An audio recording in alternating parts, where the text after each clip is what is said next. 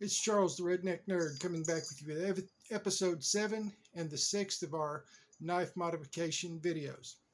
In this one, we're going to be looking at, let me see where to put it, the Ontario RTAK 2. One beast of a giant knife. The RTAK 2 is made out of 5160 steel with a 10.25 inch blade length. The handle is 6.375 for an overall length of 16.625. It's heat treated to 56 to 58 on the HRC hardness scale. Blade thickness is 0.19. Has a full flat grind. Does have a nice finger choil. It weighs 22 ounces. It is made by the Ontario Knife Company in the United States of America, and this whole thing is originally by Randall's Adventure and Training, who now does the Essie and has the Hungless and the Hungless 2. It's the same people that designed this. This was kind of the first version. Now it does come with Ontario's usual really crappy nylon sheath. And I looked it up, and right now at Knife Center, these go for $99. The handles are micarta. And my problem with this one was, even with my giant hands that wear large and extra large gloves that are 10 1/4 to 10 3/8 inches from outstretched thumb to outstretched pinky tip, were a little bit small. The knife just didn't feel good in my hand. And it was less that the handle was too big, because it's really not. I really haven't changed the size of the handle up or down, front to back, or anything very much. What I did have to do, though, was these little flats right up here at the edge were severely sharp. So initially I took a Dremel tool and rounded those off there on the back, and then down here on the lower section of the handle.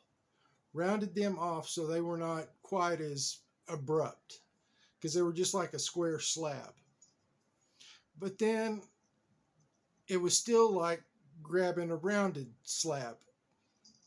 So I then took my Dremel, as you can see right here, I kind of made a palm swell on both sides, where I thinned out this portion of the handle right here. Then I thinned out this portion of the handle right here. That was better. My card is fairly grippy, so it felt pretty good in hand. I could squeeze it as hard as I wanted to, and it really didn't create any hot spots. But one day I was looking at KHHI, the Kukri House, looking at the D-Bad War Machine, his updated take on the K-Bar fighting knife. And it has a wooden handle, and to help it grip, they cut these grooves into the wood.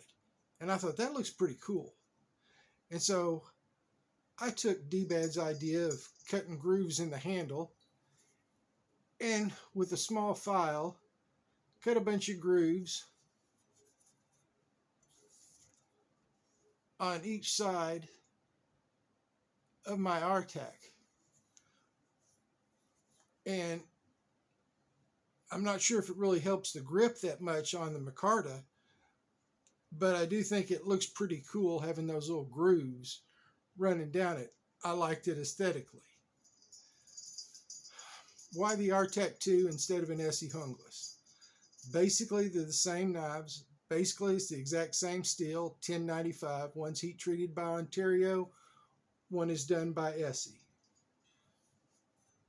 One, I like a finger choil on a blade this big.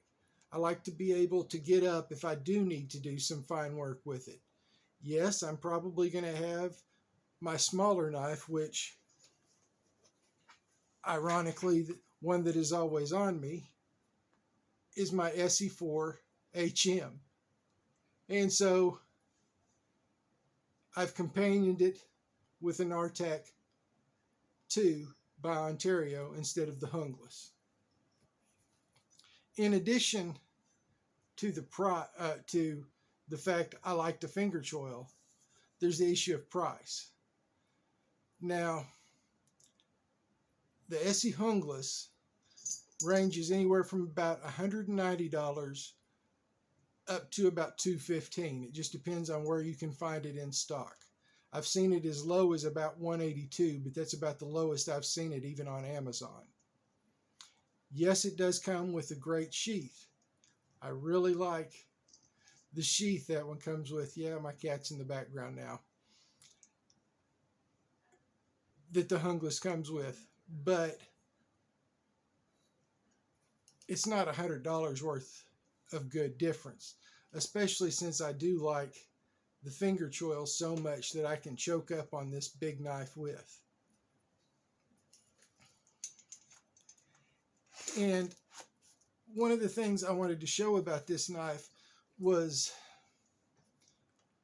if you've got two options and you can afford option B, yeah, if I could have afforded a hungless at the time, I would have probably gotten the hungless. Just like when my wife said, which knife do you want for our anniversary? And I picked the K-Bar Geraz Camp Turok instead of a hungless 2.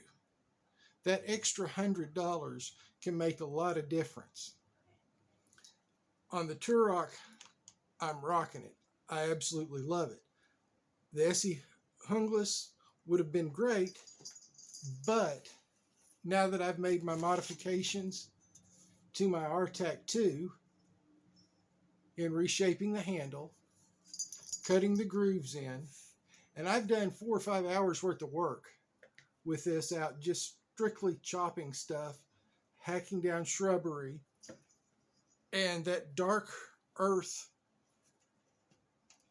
coating is holding up extremely well, a lot better than I would have ever expected it to.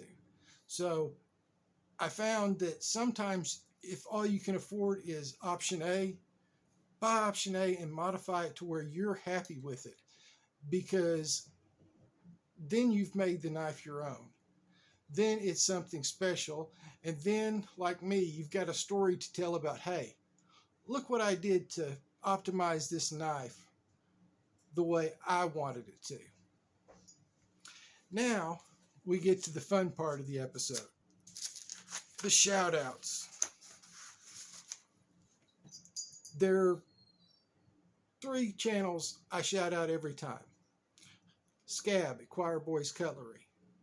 He was the one that really kind of convinced me I could do this. And he's a great inspiration, and just watching him take a knife out and figure out how that particular knife works. And you can see during the course of one of his videos, as he gets more comfortable with it, his usage of it becomes more proficient. And if he does 2 or 3 videos, by the end of the 3rd video, he looks like he's dang near an expert. Joe, Steel Forged in Fire Sword and Knife. He makes the video productions that everybody who's on YouTube probably wishes they could do. His cinematography, his editing, everything is first rate. Add in the fact he knows a ton of stuff about swords and knives and can impart information on you might not know. It's just not fair sometimes.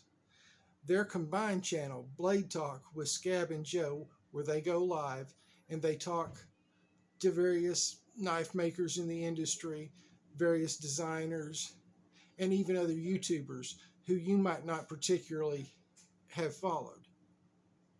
Then we've got my buddy Gruggs at Legion Tactical Cutlery. He's a great guy. He takes knives out and he uses them and uses them and uses them, and he lets you watch.